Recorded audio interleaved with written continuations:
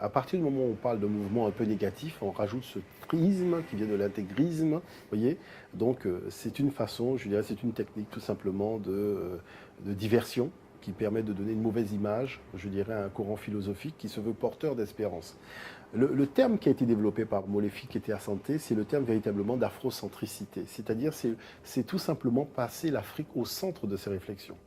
Ça veut dire quoi? Ça veut dire que dans ce que nous faisons tous les jours, nous devons nous poser la question, quel est l'intérêt pour les peuples africains, panafricains, l'intérêt culturel, l'intérêt intellectuel, l'intérêt scientifique, l'intérêt économique, l'intérêt politique? Quel est l'intérêt dans notre démarche, dans notre comportement, dans ce que nous faisons, dans notre réflexion, notre production scientifique, intellectuelle? Quel est l'intérêt de ce que nous faisons tous les jours, l'intérêt direct pour les populations africaines et panafricaines? C'est simplement ça. C'est-à-dire que si je me mets à penser l'Afrique dans un paradigme occidental, quel est l'intérêt pour les peuples africains, si ce n'est que d'amplifier le phénomène d'aliénation? Voyez, c'est-à-dire, je vais utiliser des termes tels que fétiche. Je vais dire que la religion africaine, c'est de l'animisme. Pourquoi? Parce que on s'intéresse aux arbres, on s'intéresse à l'énergie des pierres et compagnie. Moi, je trouve tout ça quand même assez surprenant.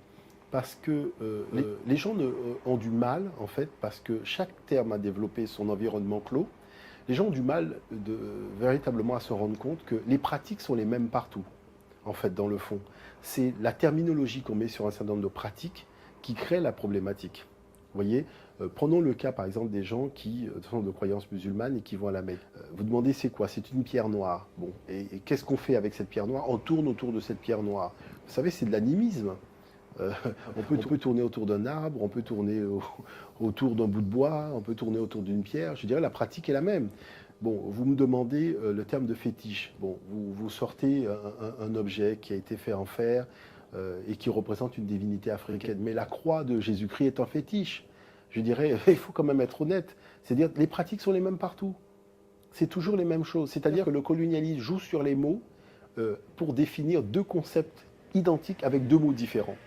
Donc c'est pour ça que nous disons aux gens quand même, il faut être, je dirais, un petit peu plus malin, regardez dans le dictionnaire les définitions, et vous allez voir que ça définit exactement la même chose quant au fond. Maintenant, cette démarche de l'afrocentricité consiste à dire aux gens qu'on ne peut pas se développer, on ne peut pas devenir fort à l'extérieur de son patrimoine culturel, spirituel. Ce n'est pas possible. On pourrait dire la même chose pour les gens qui viennent d'Inde, avec les épices. Donc ils ont de très beaux restaurants indiens. Et ils ont fait de ces restaurants indiens une force économique extraordinaire. Ce que j'entends par force économique extraordinaire, c'est-à-dire peu importe le pays dans lequel vous allez, eh ben, vous voyez que ce type de restauration existe. Voyez.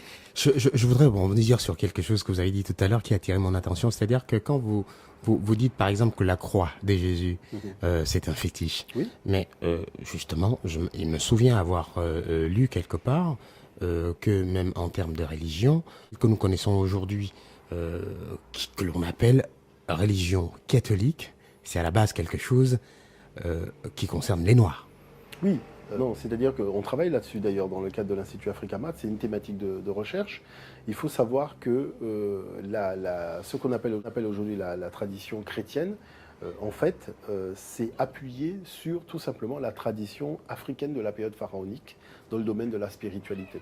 Il n'y a pas un concept qu'on ne retrouve pas dans les textes sacrés de l'Afrique ancienne. Et il faut savoir plus exactement que c'est véritablement l'Éthiopie des anciens, c'est-à-dire dans la région du Soudan, région de Grand Lac, que tout ce corpus religieux, avec l'Eucharistie, vous voyez, avec la croyance d'un Dieu, Fils de Dieu, qui est venu pour racheter les péchés des hommes, qui est mort, ressuscité d'entre les morts le troisième jour, monté à la droite de Dieu, tout ça existe déjà dans les textes africains, vous voyez, donc il n'y a pas de scoop véritablement dans la chrétienté, c'est juste une copie. Donc on peut même dire, sans se tromper, que Jésus était noir.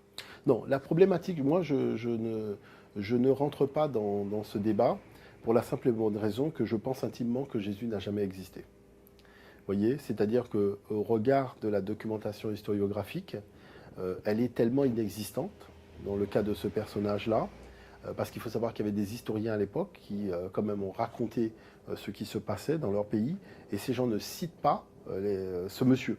Il n'apparaît nulle part. Je pense qu'il faut être beaucoup plus fin que que ça. Il faut être beaucoup plus fin.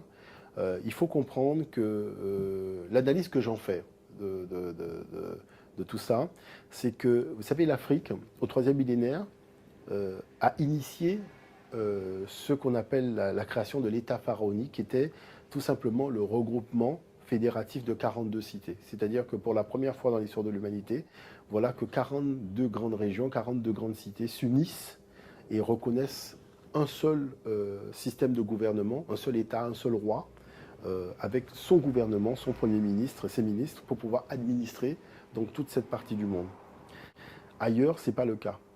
Notamment au niveau de la Grèce antique, les cités n'ont jamais réussi à s'unifier, n'ont jamais réussi à s'entendre, ont toujours pratiqué la guerre. Dans le Proche-Orient, c'était surtout des civilisations, je dirais, guerrières, je dirais donc c'est de la rapide, vous voyez, il faut dire les choses telles qu'elles sont.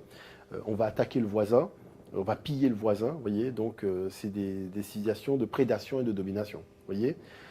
Lorsque les gens sont arrivés en Afrique, voilà que vous imaginez, vous êtes souverain d'un petit État, d'un petit royaume, vous avez des grandes aspirations et vous découvrez que des gens sont parvenus à faire ce que vous aimeriez faire.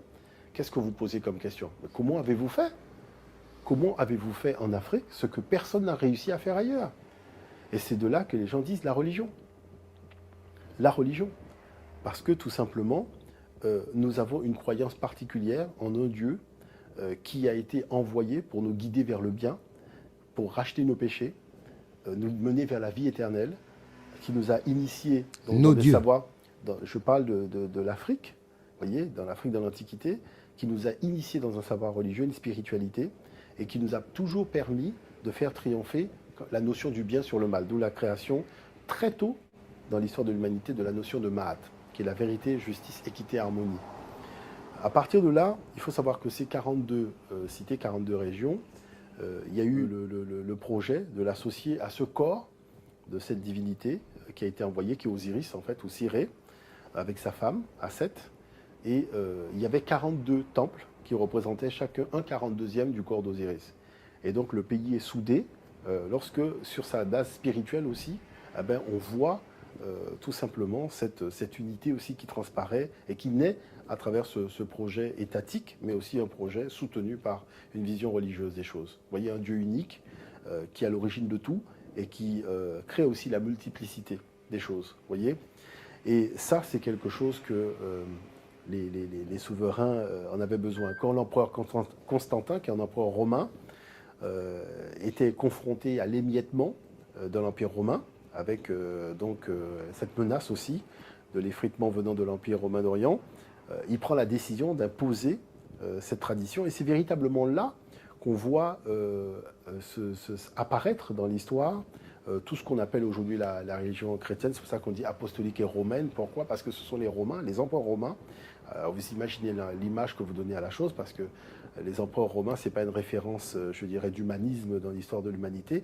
Donc vous voyez qu'il s'agissait tout simplement de tirer profit d'une information qu'on venait d'avoir, de manière à pouvoir régner sur un empire relativement grand et éviter les scissions de cet empire. Voyez, et je pense que véritablement Constantin a fait appel donc aux pères de l'Église qui ont commencé à rédiger des textes, des corpus de textes qui étaient au fil du temps remaniés, donc avec les conciles.